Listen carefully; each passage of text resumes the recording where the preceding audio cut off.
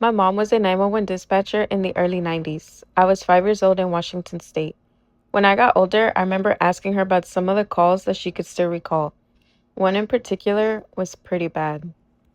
She was working one year on Halloween night, and around 10 or 11 p.m., she had a call come in that a couple guys were driving around town with a dummy or something dragging behind their truck. The dummy was falling apart, and pieces of clothing and plastic were being torn off and scattered around the city. Being Halloween, it seemed like a prank, but she had a patrol car try to find and stop the truck. As time goes by, more and more people started to call in about it. Eventually, the patrol car caught up with the truck, and it turns out that it was a person. The guys had gone to a store earlier, and when they left, they had backed their truck into an elderly man whose clothes got caught in the rear bumper.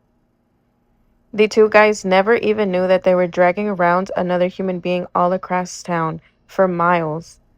The elderly man had passed away, and those pieces of clothing scattered around town was his clothing, flesh, and body parts. Still gives me chills. My stepdad's a firefighter, and he told this story to me and my sister about 5 years ago, and it stuck with me. As a firefighter, he also attends car crashes to help cut people out, etc. The story he told us was that he was called to a lorry and car collision, which never end well, really. In the car were 3 adults and one young girl about 6, 7. If memory serves me right, it was the family friend driving with the others in the back with the little girl in the middle back seat. They crashed into a lorry and the car went under it, decapitating all the adults but missing the girl. She had to sit in that car, surrounded by the decapitated bodies of her family and friend, for around 4 hours before they could get her out.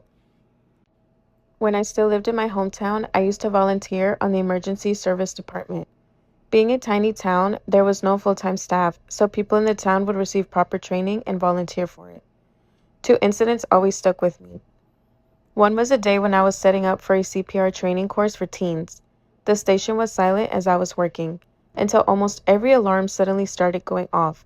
Fire, EMS, and I could hear the RCMP alarm going off across the street.